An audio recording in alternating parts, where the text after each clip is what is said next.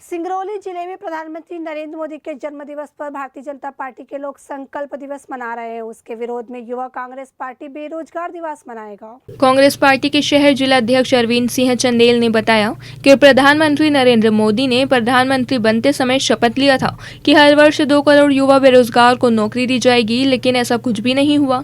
बेरोजगार गली गली घूम रहा है। जीएसटी नोटबंदी से लोग परेशान हो चुके हैं। बीएसएनएल रेलवे का निजीकरण कर रहे हैं। कोल इंडिया में 50 वर्ष की उम्र व 30 वर्ष नौकरी का फॉर्मूला लागू कर रहे हैं, जो सही नहीं है। इसी मुद्दे को लेकर देश के साथ ही सिंगरौली में भी प्रधानमंत्री नरेंद्र मोदी के 17 सितंबर जन्मदिन पर सिंगरौली युवा कांग्रेस के अध्यक्ष प्रवीण सिंह चौहान के नेतृत्व में बेरोजगार दिवस मनाया जाएगा। युवा कांग्रेस के कार्यकर्ता कोविड-19 महामारी को देखते हुए साइकिल पर सवार होकर सोशल डिस्टेंसिंग का पालन करते हुए 17 सितंबर को कलेक्टर पहुंचेंगे, वहां राष्ट्रपति के नाम ज्ञापन सौंपेंगे। इसलिए इसी तारतम्य में हमारी युवा कांग्रेस प्रवीण सिंह चौहान, जो हमारे युवा जिला के अध्यक्ष हैं, उनकी अगुवाई में 17 तारीख को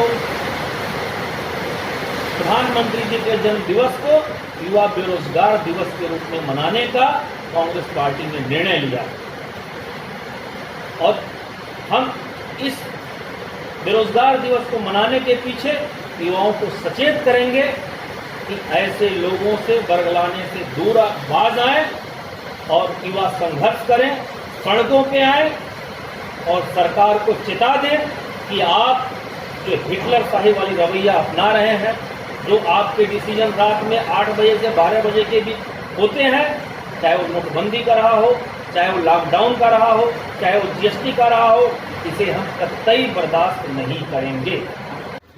देश की ट्रेनों को 25%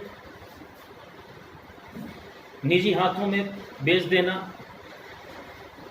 और सबसे बड़ी बात है कि जो कर्मचारी अभी काम कर रहे थे, उन कर्मचारियों को, चाहे वो एनसीएल हो, कोल इंडिया हो या अन्य सरकारी संस्थाएं हों, उनको 30 साल और 50 साल का जो रूल उन्होंने निकाला है, उससे काफ़ी लोगों में आक्रोश है।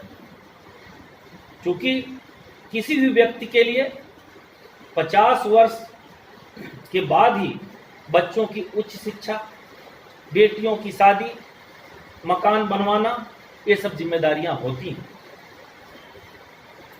ऐसे तमाम प्रधानमंत्री जी ने विकास किए हैं, जिन विकास को देश सदैव और आज की युवा पीढ़ी याद रखेगी। हमें अच्छी तरह से याद है, पिछले 6 वर्षों के पहले जब केंद्र में यूपीए की सरकार थी, तो गांवों में पर्याप्त रूप में मनरेगा के काम होते थे, लोगों को काम मिलता था। और साथ ही साथ सिंगरौली की मैं बात कर लूं, जहां मैं बैठा हूं, यहां पर जो भी ओबी कंपनियां आती थी, उस वक्त बीजीआर आई थी, डीपीआर आई थी। हमें अच्छी तरह से याद है कि यहाँ के लोकल लोगों को उसमें भर्ती किया गया था और इस तरह से बेरोजगार नहीं मिलते थे। और आज स्थितियाँ ये हैं कि सुबह से अपने अपने बायोडाटा लेके लोग नेताओं के दरवाजे पे चक्कर खा रहे हैं। और यहाँ के जो जनप्रतिनिधि हैं, मैं आरोप लगाता हूँ कि उन युवा बेरोजगारों को घुमाते हैं और इसके बाद अपने नाते रिश्तेदारों, परिवारों के द्वारा उनसे वसूली की जाती है और उस वसूली करने के बाद कुछ लोगों को रोजगार दिलाया जाता है। 17 सितंबर का आप लोग बेरोजगार दिवस मनाएंगे, क्या मामला है? 17 सितंबर को प्रधानमंत्री जी का जन्म दिवस भारतीय जनता पार्टी मना रही है। प्रधानमंत्री जी का जन्म दिवस हम लोग भी मनाएंगे युवा बेरोजगार दिवस के रूप में, क्योंकि देश को उन्होंने जो युवाओं को बेरोजगारी दी है, वो देश के इतिहास के पन्नों में लिखा जाएगा। वो जब प्रधानमंत्री उनको बनना था, तो उन्होंने ये कहा था अपने घोषणा पत्र में कि 1 साल में 2 करोड़ युवाओं को, बेरोजगारों को मैं रोजगार दूंगा। आज 2 करोड़ तो छोड़ दीजिए, जो पहले के रोजगार थे वो भी बेरोजगार हो गए इस कोविड-19 में। और आज सड़कों पे लोग हैं, कहीं किसी को रोजगार नहीं मिल रहा है, लोग परेशान हैं, भटक रहे हैं। और वास्तव में यदि भारतीय जनता पार्टी विकास दिवस के रूप में उनका जन्म दिवस मना रही है 1 सप्ताह तक, तो उनको इन बातों को लाना चाहिए, उनकी उपलब्धियों को लाना चाहिए। चाहे वो जीएसटी की बात हो, चाहे वो नोटबंदी की बात हो, चाहे वो कोविड-19 के लॉकडाउन की बात हो, चाहे